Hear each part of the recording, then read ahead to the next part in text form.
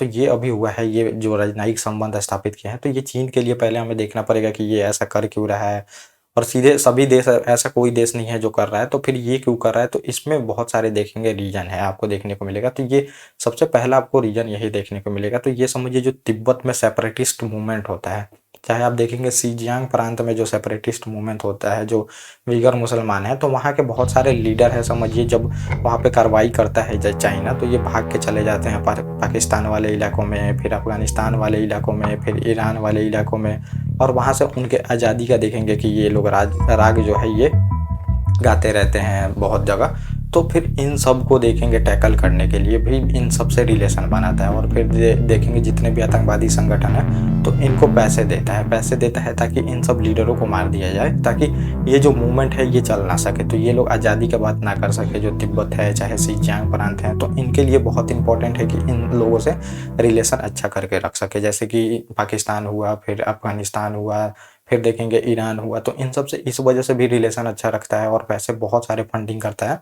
तो ये फंडिंग करता है ताकि उन लीडरों को मारा जा सके, तो ये एक कारण रहता है। और दूसरा आपको कारण ये भी देखने को मिलेगा, तो ये जो CPEC है देखेंगे, चाइना पाकिस्तान जो इकोनॉमिक कॉरिडोर है, तो उसको ये एक्सटेंड करके अफगानिस्तान तक ले जाना चाहता है। अफगानिस्तान तक ले जाएगा तो फिर वहाँ से ये तुरंत जो है समझिए कि अफ्रीका तक भी पहुँच सकता है, और वहाँ से एशिया में भी पहुँच सकता है, तो इसके लिए भी ये बहुत इंपॉर्टेंट है। और यहाँ पे ये झांसा भी दिया है समझिए अफगानिस्तान को कि यहाँ पे बहुत जॉब क्रिएट होंगे, तुम्हारा विकास भी होगा। तो अब अफगानिस्तान के पास भी देखेंगे तो ज़्यादा कुछ बचा नहीं है, और कोई इनके पास समझिए कि कोई ऑप्शन नहीं है कि ये और कहीं जा सके। तो ये इनके पास भी देखेंगे, अफगानिस्तान के पास यही एक दो ऑप्शन बचते हैं, चाइना जैसे देश और ये पाकिस्तान से भी रिलेशन अच्छा नहीं है। यहाँ पे जो तहरीक तालिबान है समझिए, इन्होंने नाक में दम कर रखा है पाकिस्तान के। देखेंगे बहुत ज़्यादा अभी आपको न्यूज़ में देखने को मिलेगा, बहुत ज़्यादा टेररिज्म अटैक जो है ये पाकिस्तान में बढ़ गए हैं। देखेंगे मस्जिदों में अटैक हो रहे हैं, बहुत जगह जो समारोह होते हैं वहाँ पे अटैक करके, और एक बार में देखेंगे 200-200 लोगों की वहाँ पे मृत्यु हो रही है। तो ये, और पाकिस्तान का ये भी कहना है कि ये जो तहरीक तालिबान है इसको हवा भारत दे रहा है। तो हवा भारत नहीं दे रहा है समझिए, जो इसने बोया है अब उसको काट रहा है समझिए, पूरी तरह से अफगानिस्तान को बर्बाद करने में देखेंगे ये पाकिस्तान का ही हाथ रहता है। जितने भी अटैक करता है यूएस समझिए, तो इसी के एरिया से अटैक करता है, तो ये भी आपको देखने को मिलेगा। तो ये अब इस पे बीत रहा है, तो समझिए इसको अच्छा नहीं लग रहा है, ये चीज़ें आपको यहाँ पे देखने को मिलेगी। तो ये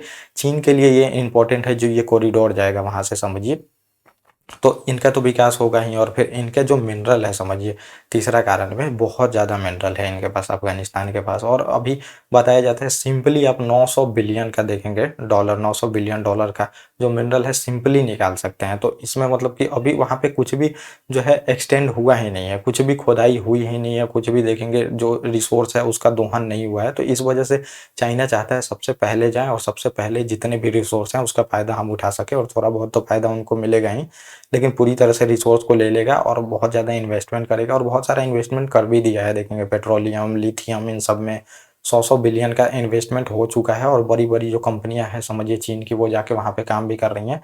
तो अब ये जो है समझिए फिर ये भी डेट ट्रैप में फंस सकता है। तो अब जो चीन है तो उसका पाकिस्तान से अब उतना रहा नहीं है, क्योंकि देखेंगे पाकिस्तान तो पूरी तरह से बर्बाद हो गया। अब उसका फोकस है पूरी तरह से देखेंगे तो अफगानिस्तान पे है, क्योंकि बहुत सारा वहाँ पे मिनरल है जो कि अभी तक बिल्कुल जो बोल रहे हैं मैंने शोषण हुआ ही नहीं है। तो अब ये उनका रिसोर्स को देखेंगे, एक्सट्रैक्ट करेगा, निकालेगा वहाँ से, और फिर जाके उसका फ़ायदा उठाएगा। तो अब उसका फोकस है देखेंगे अफगानिस्तान पे। तो पाकिस्तान जैसा हालत उनका भी होने वाला है, हालत तो उससे बदतर है, लेकिन और भी बदतर हो सकता है, ये बताया गया है इसमें। और ये अभी मतलब ये भी इंपॉर्टेंट बन जाता है। तो ये जो यूएस और फिर देखेंगे वेस्टर्न कंट्री है चाहे इंडिया है, तो उसका विरोधी एक खेमा तो ये तैयार कर रहा है, आप लोगों को सबको मतलब पता होगा।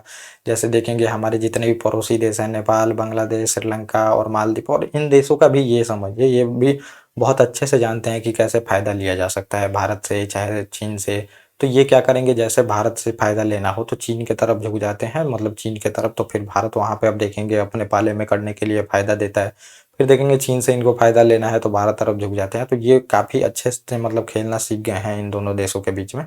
तो सभी देशों को तो समझिए अपने पाले में करना चाहता है। तो ये मतलब भारत को घेरने के लिए भी अफगानिस्तान बहुत ज़रूरी है, क्योंकि देखेंगे भारत भी जो समझिए तो एक रोड बना रहा था, जो कि देखेंगे कजाकिस्तान, तजाकिस्तान ये सब इलाका है, तो वहाँ पे जा सके, रूस तक जा सके, ये मतलब होके अफगानिस्तान से होते हुए। तो ये बहुत ज़रूरी है, और ईरान से होते हुए ये रोड है। तो इस पे भी देखेंगे बाधा हो सकेगा। अब चीन का प्रभाव पड़ेगा तो अब हमारा तो मतलब रिलेशन उतना है नहीं ख़त्म, अभी फ्यूचर में क्या होगा ये कुछ पता नहीं है अभी। वैसे राजनयिक संबंध हमारे थोड़े बहुत ही हैं, तो ये फिर वो रास्ता भी देखेंगे, ये ख़त्म ही होने वाला है समझिए। अब फिर फ्यूचर में क्या होगा ये बात की बात है। तो इसके लिए भी चीन के लिए इम्पोर्टेंट है, तो चीन इसके लिए भी कर रहा है यूएस को घेरने के लिए। और शीत युद्ध जो मानसिकता मैंने बताया कोल्ड वॉर का, तो इसमें अब देखेंगे ईरान को अपने पाले में कर रहा है, अफगानिस्तान हो गया, पाकिस्तान हो गया, फिर आप देखेंगे कि रूस हैं ही, तो ये अपना गुट बना रहे हैं। और फिर जो वेस्टर्न कंट्री का गुट तो है, तो आप नेटो जानते ही हैं, तो ये लोग अपना तैयार कर रहे हैं ताकि मतलब दोनों एक दूसरे से मुकाबला कर सके। तो उसकी मतलब मानसिकता है कि वो पहले नंबर पे आ सके यूएस को बीट करके, तो ये सब है। तो ये मतलब समझिए कि भारत पे भी बहुत बड़ा असर पड़ने वाला है, इसका भारत पे असर पड़ेगा क्योंकि अफगानिस्तान जो है समझिए बहुत इंपॉर्टेंट है हमारे लिए। और ये समझिए कि जो मैंने बताया तो आप मतलब तालिबान जो है उसके पास ऑप्शन ही नहीं है, इस वजह से वो जा रहा है, नहीं तो वो सभी जानते हैं चीन को डेट ट्रैप पॉलिसी में फंसाता है।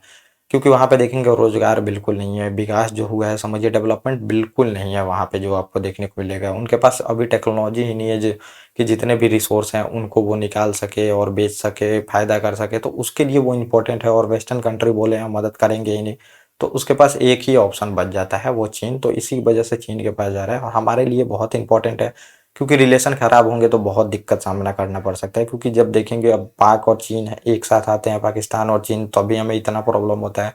अब अफगानिस्तान भी एक ही साथ आ गए हैं, तो अब इनके पास आतंकवादी हैं ही समझिए, तालिबान के पास हैं और फिर पाकिस्तान के पास हैं और चीन के पास पैसा है, आराम से फंडिंग कर देगा, फिर ये भारत के अगेंस्ट में यूज भी कर सकता है आराम से। तो हमारे लिए बहुत बड़ा समझिए कि ये मतलब जो फ्यूचर में प्रॉब्लम हो सकता है। और जो रास्ता मैंने बताया तो वो भी दिक्कत का बात है।